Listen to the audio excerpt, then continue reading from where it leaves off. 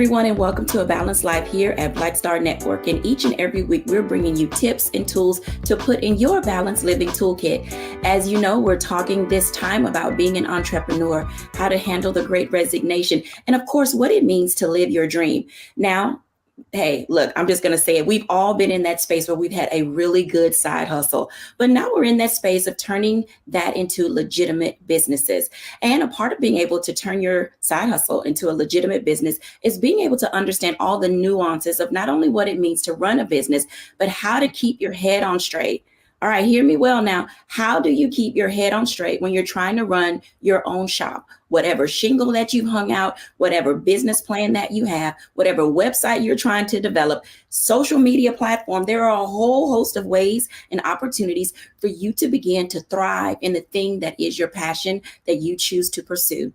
Today, we're going to be joined by some amazing people. We have our contributors today, Stacey Owens, who is an author, educator, and charter school owner. We have with us today Dr. Tierney, who is our level up coach and author. And we're also going to have some special one-on-one time today with Art and Sheldana Robinson. They are the owner of Sheldee's Beauty Salon. And let me tell you, industry is everything. Hey, everybody, welcome in. Hello. Hey, I am so excited that you all are here today because we hear and see a lot of people trying to figure out how to navigate if they have the wherewithal to be an entrepreneur. And as we know, it is not an easy space. Everyone here today is running their own business. We've been doing it for quite some time, and we believe we have something of value to offer. I'm going to start with Dr. Tierney to talk to us for a moment about how do you get your mind right to start living your dream? Because we know it's a process. Dr. T. Commit to the process first and foremost, and know that it's a process. Do not think that this is going to be something that you're just going to do overnight. I know it might feel like you woke up one morning and said, I'm going to start my own business, but really like wrapping your mind around that thing, it takes some time. You know, I was actually just having a conversation with a good friend of mine who made the transition to be an entrepreneur. And I told her one of the biggest mental hurdles that you have to make is switching from a W-2 brain to a CEO brain. And what I mean by that is when you are in a W-2 space, you're looking to your supervisor, your team, your management team, or whoever that may be for kind of the directive of where the company is going. When you're the CEO, you're the one that's outlining the direction that you're going and what you want your company to do and be and to grow into. And so once you kind of start making that mental switch there, then it unlocks more of your creativity. It unlocks more of the opportunities that you're able to see around you. Even in the face of different adversities, you'll be better able to see the opportunities. Whereas when you're in the W-2 kind of brain, it's like, oh, well, this isn't going to work. So let me go and find me another W-2 so that I can not have to deal with all of this. So again, the biggest piece is just understanding that it is a process. It's something that happens over time, and it's something that you continually learn. And I'm going to go ahead and on a limb here and say, every one of us that's on this show today, we're still in that process. We're still learning. It's still different things that are unlocking no matter how long you are in business. It is truly a process. Let me ask you a follow-up question, because oftentimes there's a difference between being in the right headspace and becoming a head case. How do we avoid some of those pitfalls of becoming a head case in the process of living the dream? Absolutely. Get the right people around you. Basically, we're all going to have moments where we are a head case. For about 2 weeks prior, I was a bit of a head case. But when you have the right people around you that can help you see what you can't see, that can literally look you in the face and say, okay, sugar, you're being a bit of a head case now. Like, come on, it's okay. And, can help you just really navigate that thing. That's what really keeps you from getting stuck in that headspace that ultimately will ruin your dreams and cause you to dismantle some things. It's not that we won't ever be in that space. We're all going to be in that space where we feel like, oh my gosh, the sky is falling, and, anxiousness, some depression, all of that is going to happen on this entrepreneurship journey. So if you feel that, don't think that something's wrong. That's kind of par for the course. The goal is to not get stuck there. And the way to not get stuck there is making sure you have the right people around you, be that, friends, family, be that your coaches, business coaches, be that other like-minded business owners that can walk this journey with you. Absolutely. Stacey, let me ask you this question because you're in that space. Some of us are solopreneurs. It's just us running our company and we may, contract people from time to time, but you are business and you actually employ people. How is living the dream for you in this time of doing this and all the other things related to running your school? Yeah, when you're taking that hobby and you're turning it into that reality, and you have that type of reality that involves employing other people, you're now carrying your weight and their weight too. So you do have to have a commitment, like Dr. Tierney was talking about. And I think you also have to have a sense of determination. You have to be determined that you're going to learn those hard lessons, that you're going to be able to not only help yourself, but also be able to operate in that space where you can provide assistance to others, because now I'm dependent on others to become part of my dream. So every one of my employees out there, I tell you first, when I onboard you to start working here at the school, the first thing I say is, here's my legacy. Here's my vision, my dream. Here's what my end result will look like in terms of what it looks like in my head.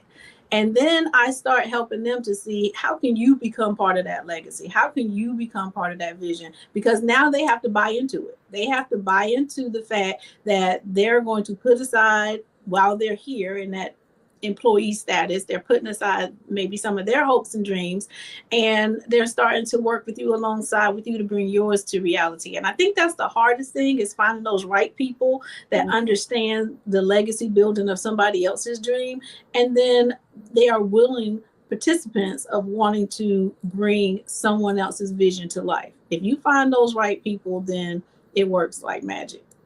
Working like magic isn't always easy. What are some of the qualities that you look for, Stacey, in people who you believe can be legacy builders alongside you?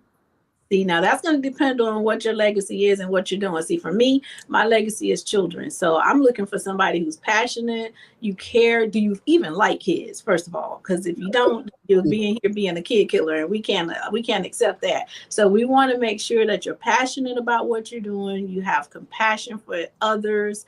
You're able to come in and be diverse, see the world through other lenses and not just your lens, because now you are about to become a cup that's going to pour into the babies that I have floating around here in the school. And I want to make sure that you're going to give a good, clean pour and not come in here and be toxic for them. Now you said a mouthful right there, because oftentimes, depending on your industry, there are different things that you need in order to be able to do the work that you're trying to accomplish. I want to invite in Art and Sheldana just to say hey to the people and tell us a little bit about who you are and what you do. And then when we come back in our second block, I want to have some one-on-one time with these good people. Hey, Art and Sheldana. Hello. Hi, Dr. Jacquie. How are you? I am well. Thank you so much for joining us. So tell the world what industry you're in, who you are, and what you do. Well, I'm Art Robinson. This is my wife, Sheldana, and we're the owners of Sheldy's Beauty Salon in Sterling, Virginia. And we've been in business now we're in our 28th year in business. And we do the full gamut of hair services. And that's what we do. We also retail human hair extensions and lace wigs as well. So you just described for me what a lot of people who come into your industry wish they could do, which is expand and explore their options. Being in business 28 years, when did you decide to go from just doing hair to also offering product? Because there's a part of the industry that's service, and then there's a part of the industry that is product and business. How does that happen? Well, for me, it was really sort of an epiphany. Once I determined, to be honest with you, the profit margin in selling things like extensions and lace wigs, we were buying those things already, from other outlets. And then once we, started to recognize that, hey, if we could get a high quality, stable product line that we could import, that, we could really, change the game, for our business, and for us personally. So what does that look like in terms of who went to beauty school, Sheldana or Art? Trust me, I don't know anything about beauty. I mean, I'm the complete business side, and Sheldana is totally operations. Totally operations. So, yes. So yeah. So those are two different sides of the business. When we come back after the break, I want to unpack that for a moment, because many of you are out there. You may be in beauty school, hair school, barber school. You may be trying to figure out what it is you want to do with your creative passion. But oftentimes it's important to understand the operational side and the business side of your business. We'll be back in a moment after the break.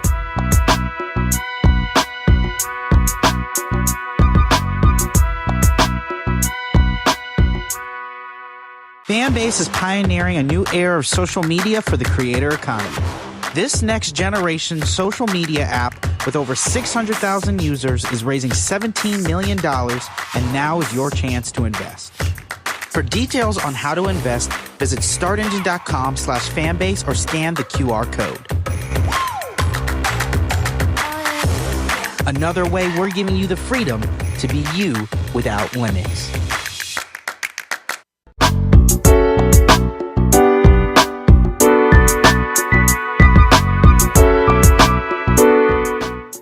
Welcome back, everyone, to A Balanced Life. And as you can tell, if you're deciding to open up your own shop, you got to bring your passion. You've got to bring your creativity. You have to have a sense of business, and you need to have people around you who can keep you well balanced as well-rounded. We're having this conversation today with Art and Sheldana Robinson of Sheldie's Beauty Salon. Let's bring them back in, because they mentioned something at the last block that was interesting about the operational side and the business side. So I'm going to ask Sheldana this particular question, because you all have a variety of people in your shop who do more than just little kids and people with gray hair and all of those things. So how do you decide who to hire for the kind of business you're running? Well, we do all types of hair.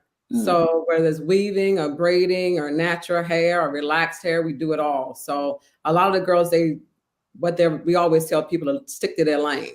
Like some of them just like doing braiding. They don't like to get into, doing weaving or natural hair or anything else. So we always tell them to stick to their lane. So we always look for someone for braiders, some girls just like to braid. Then we have girls that just like to do weaves. They prefer to do weaves. Then we have ones that like to do, the just natural hair without adding hair to it. So it's a wide, it's pretty wide. And we just look for people that, what their passion is, because everybody's passion is not, like, I don't do weaving because I don't like to sew. So I mostly stick to natural hair. So we always figure out, what's their passion to do, because it's when you like to do something, you're going to love it and you're going to continue to do it.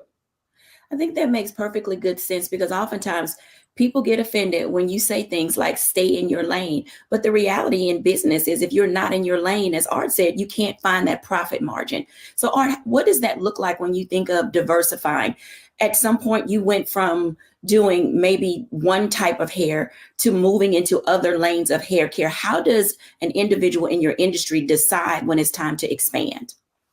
Well, for us, in terms of the types of hair that we do, that was really sort of predicated on the staff that we got. So, as we brought in more and more people, different ones had proficiency in different areas, and so that's how we expanded our the services that we provide. But in terms of the wigs and the extensions and importing that and the products, that's really just a recognition that we could, that we could really sort of cut out the middleman and, go direct and, get those items and sell them and increase our profitability. So I'm going to ask a question from a consumer perspective, because I know our audience is watching. Oftentimes people don't know where to go and who is right for them. Can either of you share how a client can select the stylist that's best for them?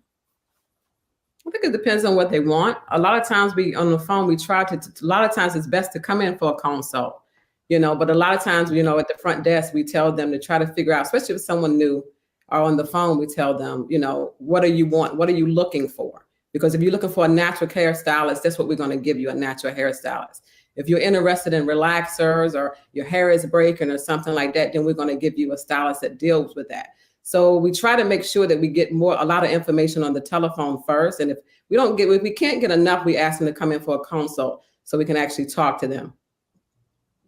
So this type of consult that you do, it really does help the consumer or your future client determine what it is they want. I want to bring Stacey and Dr. Tierney into the conversation because over the course of time that I've known them, all of us have changed our hairdo. We have gone from one thing to another. And Sheldana and Art bring up a really good point. Oftentimes we decide the hair we want to wear based on the outfit we're wearing. When we think about going to a concert, the first thing we say is, what are we going to do with our hair? How is it, ladies, that you make decisions about what to do with your hair, whether you're transitioning in from a relaxer or out of a relaxer to a natural hairstyle? Stacey, you're wearing your locks. How do you make these levels of determination?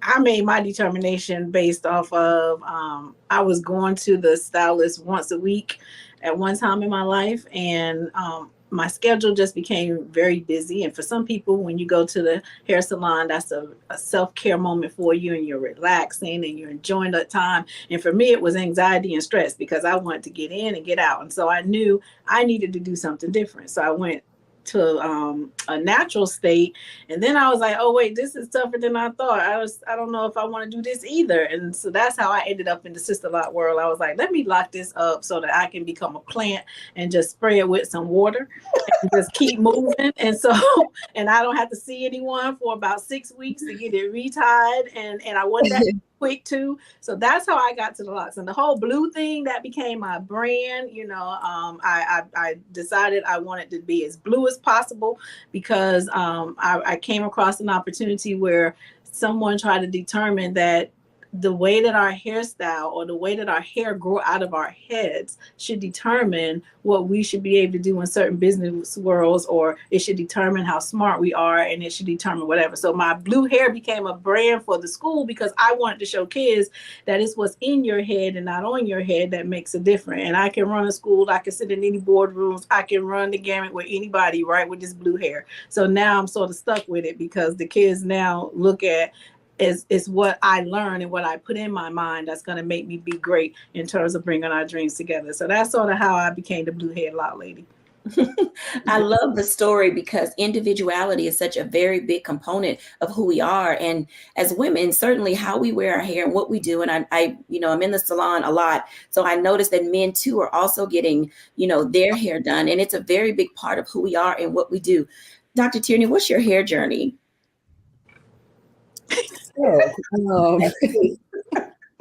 Well, so I was very much in the higher education kind of corporate space. So for years, I prescribed to your hair has to be a certain way and a certain, exactly what Stacey was saying, to exude my level of intelligence and to be accepted and da-da-da-da-da.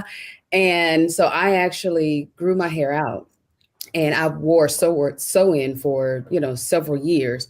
And I liked it that way. I liked, wearing my hair that way. And then all of a sudden, when I just got kicked off of the corporate hamster wheel and became the reluctant entrepreneur, I realized that there's so much more that I could do, with my hair, with the color of my nails. And because there was no one to tell me that I couldn't. And so it's like I had this grand awakening, and I decided that when I turned 40, I wanted to cut my hair back off.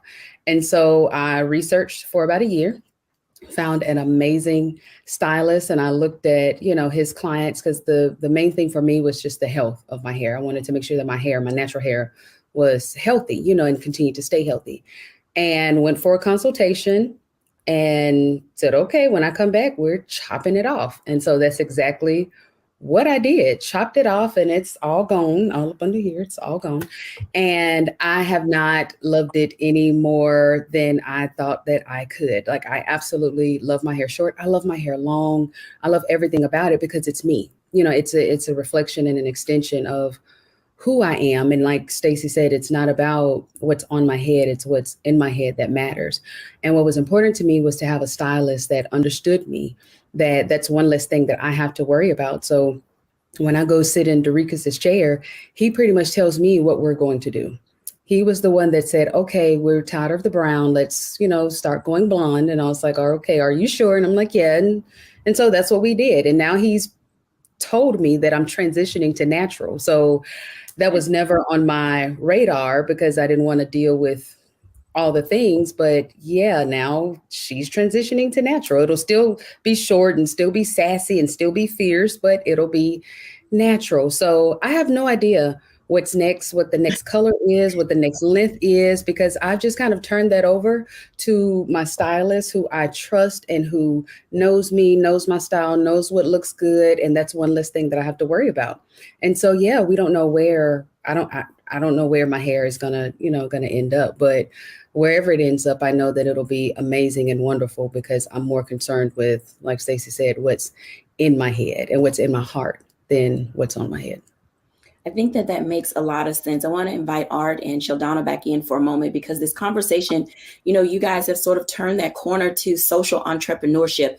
And for most of our audience, they've been with us long enough to know that individuals who do social entrepreneurship, individuals who bring a message to the work that they do. Art and Sheldana, not too long ago, Yamiche Alcindor came to visit you, and you all did a PBS special, and you talked a lot about the value of hair and self-esteem and the Crown Act. When we talk to our clients who are in the corporate setting, most of the conversations are along the lines of, I'm in a predominantly non-Black environment, so I can't go in looking like my hair is not being taken care of, because there seems to be that assumption or that bias that if you have natural hair, you're not taking care of it. How did you turn that corner to decide to make a social message become a part of your brand and your business?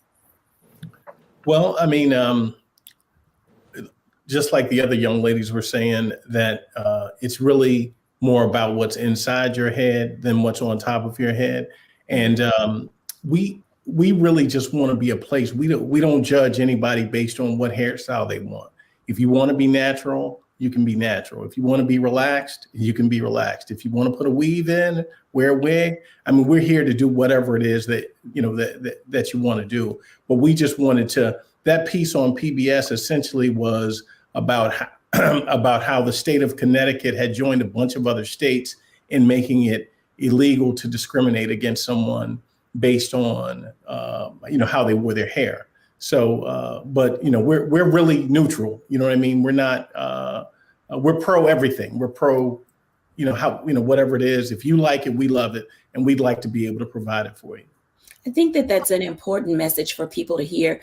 We often have stereotypes in communities of color related to how you wear your hair, whether you wear it curly or you jump out the shower and you just wear it wet, or if you lock it up, twist it up, do whatever that it is. There are often times that we are out of balance as a people because there's so many stereotypes. I'm going to jump ahead and go into it. When we come back after the break, I want to unpack that for a moment, because many of you are out there. You may be in beauty school, hair school, barber school. You may be trying to figure out what it is you want to do with your creative passion. But oftentimes it's important to understand the operational side and the business side of your business. We'll be back in a moment after the break.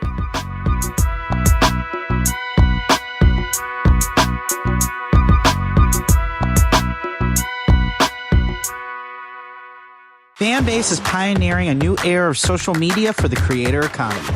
This next generation social media app with over 600,000 users is raising $17 million, and now is your chance to invest.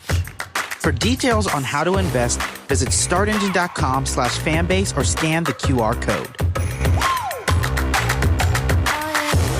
Another way we're giving you the freedom to be you without limits.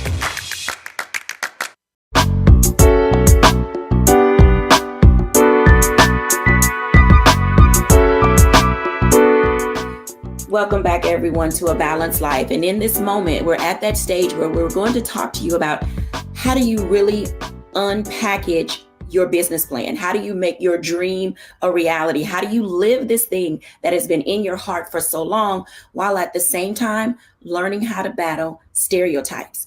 Oh, you can't do this business because you're Black. You can't do this business because you're brown. You can't do this business because you're a woman, or because you're a man, or you don't look a certain way in this industry.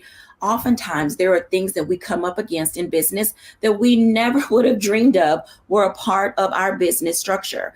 I want to start with Stacey for a moment, because in this world of education, Stacey, where you're teaching children that they can be anything that they want to be, how are you helping them combat stereotypes when it comes to them wanting to live their dreams, even as young people starting businesses? Stacey? I mean, I think first you have to have an awareness of what it is that you want to be, who it is that you want to be.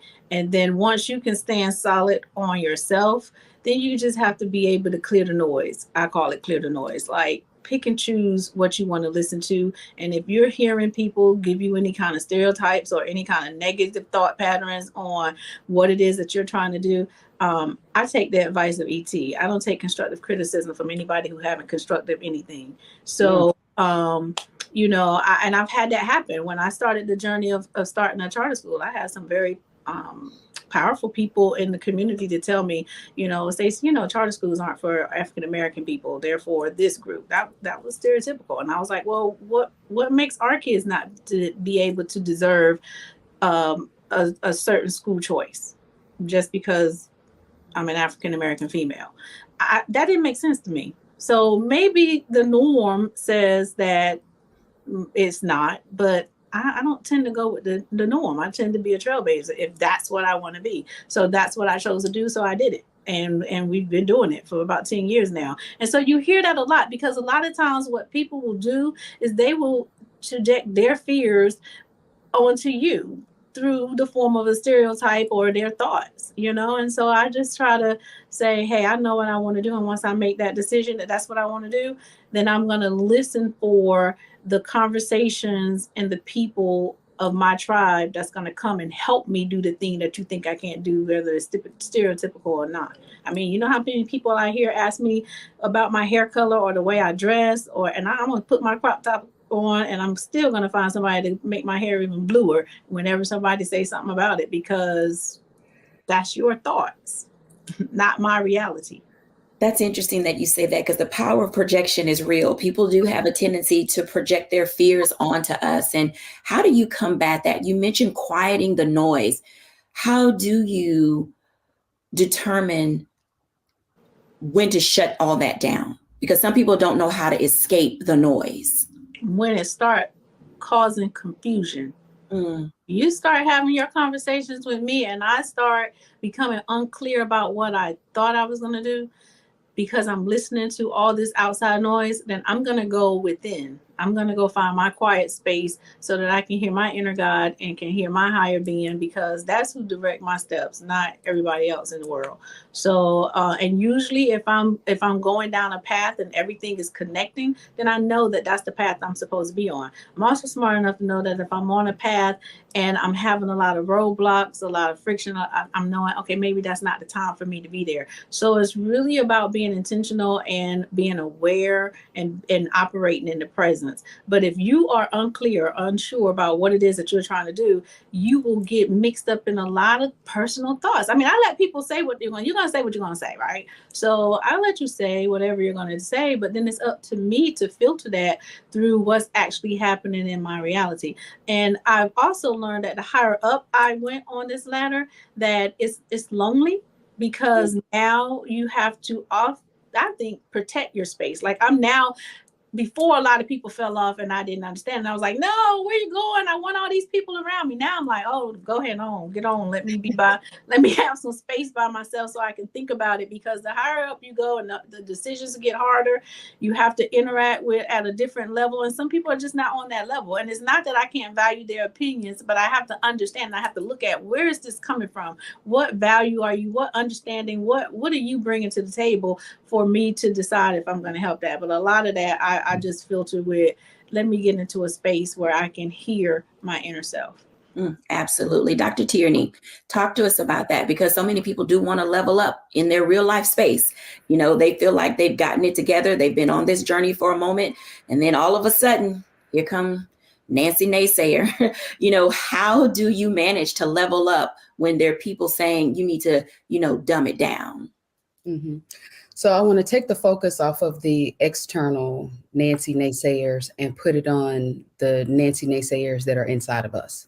Sometimes we are our own worst Nancy naysayer. Sometimes we are the one that's applying the stereotype to ourselves.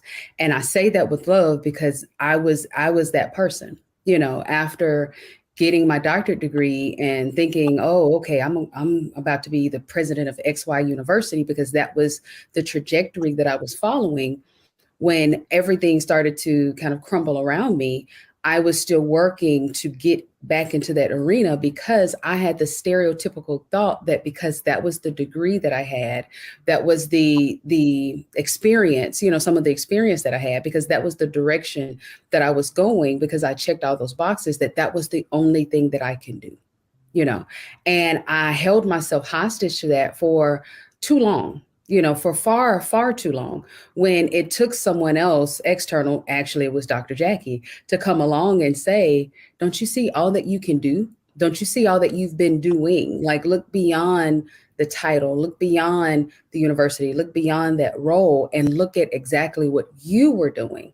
And so it actually, in my case, it took someone external to me to shut up the Nancy naysayer that was in me, to help me to get outside of the stereotype that I was holding myself to. So I don't want us to become so preoccupied with what everybody else is saying as they are the Nancy naysayers. Sometimes you need to check yourself. You need to check what you're thinking, because you may be the one that's getting in your own way. And here again, I say it all the time. This is why having a coach is so important. Having someone that has gone before you, having someone that can show you receipts of what they've done, and how they got over, what I'm saying, basically how they made it over, that they can show you, here's how I navigated this area of my life, or this trial or this tribulation. And here's how I can coach you to do the same, because those are the people that's going to help you to shut up the Nancy naysayer. They're the ones that's going to help you get out of that stereotype and get out of your own way, so that you can ultimately get to the goal that you may not even see yet.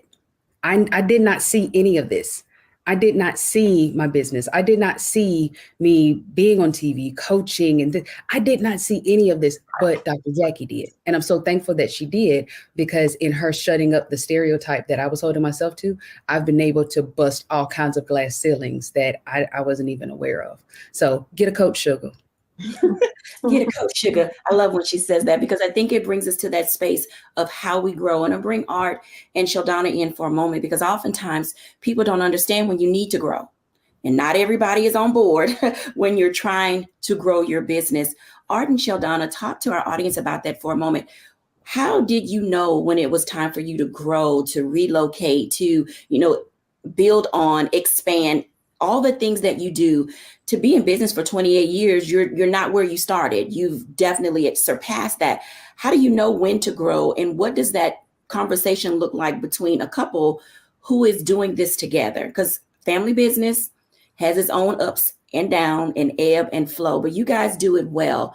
What does that look like for people looking to expand? Well, I was a Nancy naysayer. I was always the one like, wait a minute, let's don't do that right now. I was always the one said, okay, we can't be open on Sundays. So shops are not normally open on Sundays. And then he wanted to open on Mondays. I'm like, wait a minute. So that was me. So I was all one trying to hold back, but he thinks he can do anything. He's like, no, we're going to do it. Let's do it. Let's just jump into it. And it has worked. So he has helped me a lot, seeing the things that we have accomplished, in the 28 years, because he's like, no, we're going to do this. We can do this. I was the one more like, just really scared. But now, 28 years later, I'm like, yeah, let's do it. Let's try it, So this is like that marriage between what is business and what is passion. Art, how does that work? And you have the business acumen, Sheldana operational and creative. How do these things work together? Because sometimes people can't see that they can't do it alone. Help us out. Well, I mean, the biggest thing, Dr. Jacquie, is staying out of each other's way. I don't know anything about anything as it relates to doing hair. And, my wife, Sheldana probably knows a little bit about the business side of it, but staying out of each other's way and compartmentalizing. And she's, it was a little rough there initially, but she's given me the space to do what I do, which is, business and expansion and, marketing and so forth. And I don't get in her way operationally about how things go, no matter what I think. If I think, and I know just enough to be dangerous. So, I mean, but I don't say anything about it. I say, hey, honey, that's your department. That's your lane. I'm going to leave that to you. You leave the business to me. So I think the biggest thing is to respect each other's level of expertise and, where you fit in. And give your partner the freedom to do that part of their job. So have you two always been in business together, or did you have different career paths at one point? Well, Sheldana's always been a hairstylist, but I came from the investment business. I was a stockbroker for Merrill Lynch and then Prudential Securities, and essentially I came into the hair business because I was spending so much extra time managing the business, running the finances, doing the marketing and so forth, that I was not doing my day job as efficiently as I needed to be. And so I walked away and then just decided to, do the management of my own assets, and then as well, run the business side of Sheldana's. I think that what you stated was super important. So if you guys were listening, Art said that he was an employed entrepreneur. And oftentimes being a double E is the space where we find ourselves when we're trying to determine, do I leave my day job to pursue my dream, or do I take a pause and discover how to meld them together from time to time? Dr. Tierney, talk to us about that process of making the transition from my dream job, my life, what I want to do, and having to keep a day job in order to pay for my dream if I'm going to really live it. Mm-hmm. Absolutely. So there's this perception that entrepreneurship means that you have to be on the struggle bus. And that's not everybody's story. For a lot of people, it's that your dream starts as a side hustle. So you're working at your W-2 job and you're growing your business on the, on the side. And for a number of reasons, you might stay with your W-2 for insurance pieces until your baby starts to grow, your baby being your business grows to a point to where it can be self-sustaining. You don't have to absolutely 100% quit your job in order to, totally start your business. Now, the thing that I will say is that you do have to put your weight behind your business. You can't treat your business like it's some hobby. You can't treat it as something that is optional, or I might do it if I get to it. If you truly want it to grow, that doesn't mean you have to totally cut off everything else, but you do have to make sure that it does have your focus. There's also examples where you might be 100% in your business, and then you have to back it up and punt, and okay, well, let me go and get a 9 to 5 because now we've had this life transition or this situation happen to where we need this steady income or, this steady insurance or whatever it is. All of that is okay. The road to entrepreneurship does not look the same for everybody. It is not a one size fits all. And there is no quote unquote exact right way to do it. The right way to do it is the way that works best for you, for your industry, for your business, and for your family and for your lifestyle, period. Absolutely. When we come back after the break, let's talk for a moment about what it means to step into the space full time. We'll be back after the break.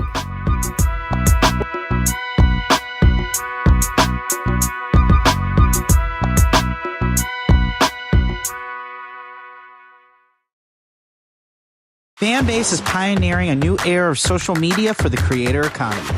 This next generation social media app with over 600,000 users is raising $17 million, and now is your chance to invest. For details on how to invest, visit startengine.com/fanbase or scan the QR code. Another way we're giving you the freedom to be you without limits.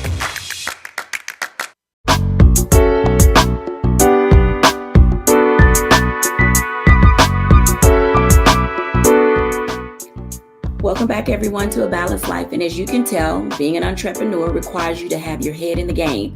You can't decide one day, I don't want to do this anymore. Well, actually you can, but have you given it your all before you decide to step out? I want to talk to Stacey about that for a moment, because there comes a time where you have to say, you know what, I need to pull the plug on this. And it may not be the full business. There just may be aspects and components of the business.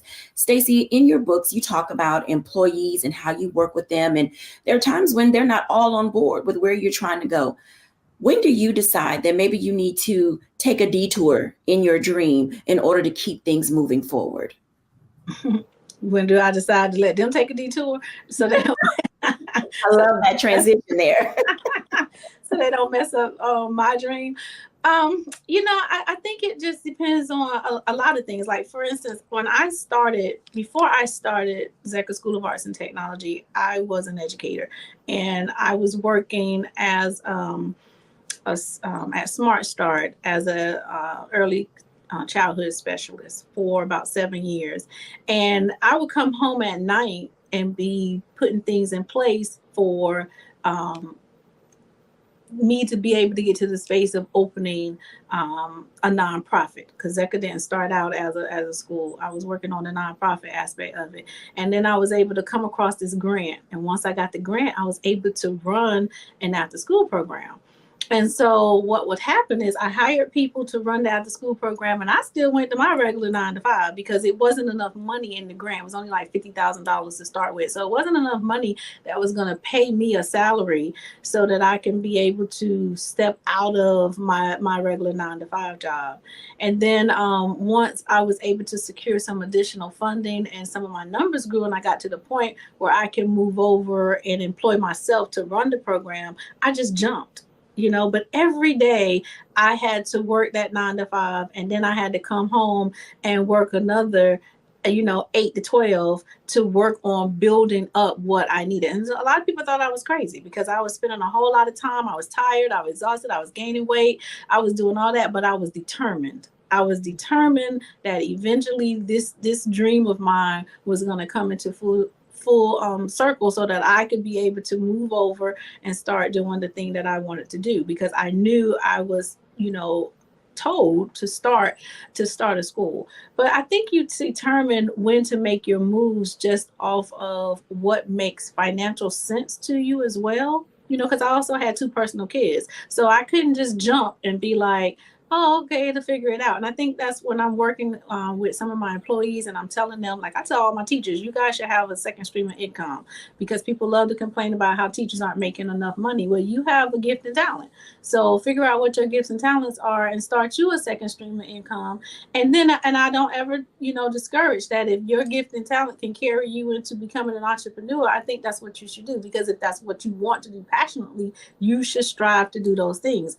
But I think you have to be, you have to make an assessment of when the time is right for you to fully transition, and make sure that when you do that transition, you're willing and ready to take all the good, the bad, and ugly that's going to come with it, because you're going to have some good times and you're going to have some hard times. You're going to have some setbacks. You're going to have all of that. And if you are not determined, then what will happen is you'll find yourself out in this entrepreneur boat, and you'll be remembering what it felt like when it was just a hobby, and it'll be easy for you to revert back to hobby status. So it really just determines on your grit. Like, what do you want to do and how you want to look, so that you'll know when you want to jump.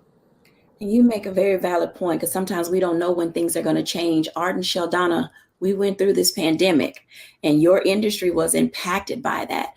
Talk to us about how you managed to stay the course during a pandemic, which was for a really long time. What did that look like for you and your industry? Sad. Yes. Sad, yes. So essentially, we were closed down for 12 weeks, 11 or 12 weeks, and it was a struggle. It was a struggle, but I mean, we've been. Luckily for us, we've been in the business and have had some success for a while. So we may not have had it as difficult as some other people. But and then the other things that were available, PPP and EIDL, and then there were grants and so on and so forth, and some things that we were able to utilize.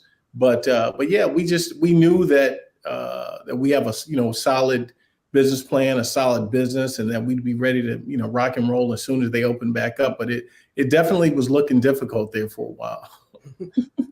Now, you all, especially being in the hair industry, some companies, some businesses, hair salons didn't recover because they didn't take advantage of a few of the things that you offered. But one of the things that you all do offer is great customer service. How do you help people in the industry help their clients understand some of the things you go through? Because oftentimes clients don't understand that it's a business. Outside of being a beauty salon, there's some real dollars and cents attached. How do you help clients and people who need the service, want the service, make the decisions to stay the course with you? Well, I mean, one of the things that I try to do is, I try to explain. I don't have a lot of day-to-day interaction, but I try to, explain to Sheldana and our other staff to just to let people know that, we're never going to be the cheapest game in town just because the amount of overhead and because of the level of service that we try to deliver. And we just try to explain that we're not Food Line. We're more like Wegmans, so you're going to play. It's going to be a slightly higher price point, but you're going to get incredible service when you come here. I can appreciate that. So for those of you who are not in the DMV, who do not understand Art's analogy between Food Line and Wegmans, it's the difference between Safeway and Randall's, the difference between H-E-B and Kroger, or the difference between going to Edgar Drugs, Walgreens, Dwayne Reed, and Publix. So from wherever you are watching, as you can tell, there are levels of degrees depending on the quality of service that you desire. And so businesses who believe in what they do, companies who appreciate their staff and their clients will go the extra mile to make sure they're continuing to offer service, whether we were shut down for a pandemic, whether you were in a space or area where there was a hurricane or a tornado. Companies who believe in who they are and what they do will go the extra mile for their people because they not only believe in living their dream, but also the way we look helps us live our dream. Let's talk about that for a moment as we're kind of winding down. How important is it how you look when you go out?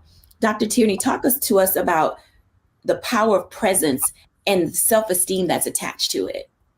Absolutely. So I am my brand.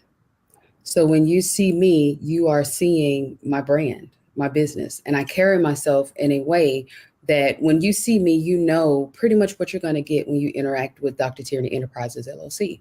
From my website, to my processes and the systems that my clients interact with when they are doing everything from scheduling their session all the way down to payments to reminders and everything in between.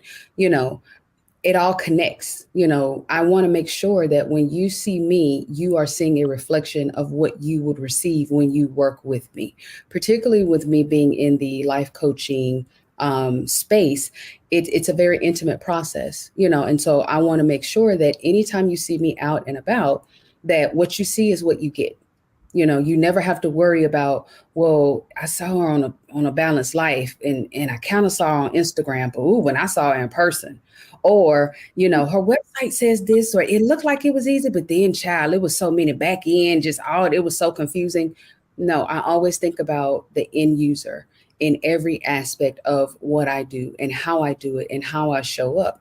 If you are lacking that confidence piece, if you are lacking and feeling that imposter syndrome and the insecurity, it's going to show up. It is absolutely positively going to show up. This is why it's important to not just dress up the outside. It's not enough just to have a really pretty website. It's not enough to have your hair styled and wear the right clothes and say the right things, when you're in front of the right people. It really matters what you think of you. It matters what you think of your clients. Do you see your clients as just a transaction? If you do, if any of that is present, it's going to show and it will impact your bottom line. Trust me. That makes perfectly good, Stacey, talk to us about that for a moment, because you're expanding, you're growing, you're doing so many things. And when your kids are out in the community, they know they go to your school. How do you accomplish that brand building from you, the legacy builder, all the way down the line and across the board? As I was listening to what Dr. Tierney said, what popped in my mind was character. So early in the game, clean up your character, figure out what type of person you are. I'm a very giving person. I'm a very loving person. I love to, go towards the light and give light to others. I see the hope. I see, in everything. I always see my glass as half full versus half empty, and I'm very confident in who I am as a person. And every time I interact with a child or a family, I'm always looking at it from a standpoint of what can I give to you that will help make your situation better and help you be able to be in control of making your situation even better. So my character traits within me is something that I had to work on over the years because it was there, but you don't know it and you may not always operate from that side, and you can't articulate that so much. So now I'm in a space where I can do that. And then when you go down to your brand, with the population that I serve, you have to be relatable. You have to be somebody that they can relate to. So I'm just a little old poor girl from the hood. I'm going to always be that person, right? I'm going to always be from the hood, but I don't have to be of the hood. So I've learned how to operate in different settings. And so when I said earlier that there's people in the community who might say, well, I don't like the way she dressed, because you catch me when I'm not at my 9 to 5. I might have on some jeans and a crop top of my brand, right? It's respectable, but that's just, I'm still young. That's what I want to do, and that's what I'll do. But I teach kids that, and I teach people around me that is how you interact with people, is how you interact in your situation that's going to make a difference in the lives of others. Because of my jeans and my crop top, I can see a teenage girl who now will listen to what I have to say, because she don't think that I'm being some overly PhD smart person. And there's nothing wrong with that, because I'm working on my PhD and I'm almost at that juncture too. Take me in the boardroom and I'm going to have a suit on, and I'm going to have, my makeup and everything that I needed to do. So for me, I can operate in any room that you put me in. I know how to switch, and I don't like to say code switching, because what I'm gonna bring to you is my authentic language. I'm gonna bring to you my what I grew up with in my experiences. That's all we can bring to any table, is who we are. So I've heard people say, oh, you're not going to be successful. For my 11th grade teacher, if you're still out there, who said you're not going to be anybody because of the way you slice your verbs and and use your grandmother's dialect, I'm somebody. And I still might slice a verb every now and then. So you can only bring you to the table. But what you got to do is improve you so that you can start bringing the best you to the table, right? And I've also learned that if I come to your table and you don't want me, I'll create my own table. So I think that that's important, being able to create your own table. I want to give Arden Sheldonna the last words in this block. And Arden Sheldonna, my question is, what is one tip or word of advice that you would give people in your industry to keep moving forward? You want to take that? You want me to take that?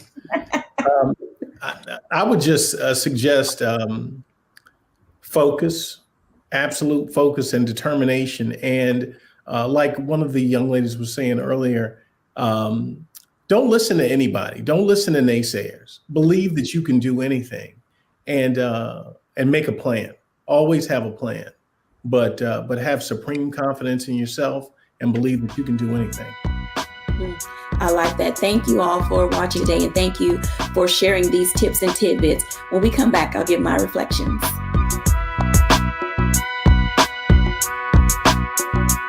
Fanbase is pioneering a new era of social media for the creator economy.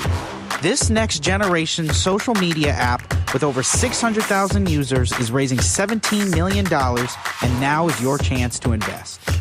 For details on how to invest, visit startengine.com/fanbase or scan the QR code.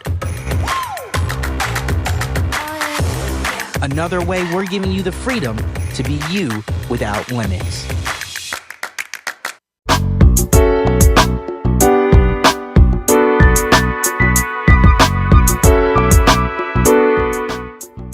Welcome back, everyone, to A Balanced Life. And as you can tell, when we say this all the time, so we're not trying to scare you out of entrepreneurship. However, being your own boss is not for the faint of heart.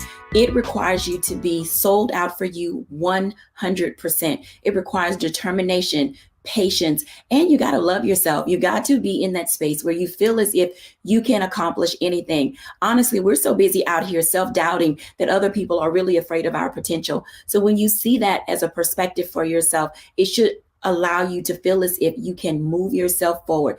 Keep going, keep moving, keep thriving. It is for this reason that A Balanced Life is able to be what it is able to be.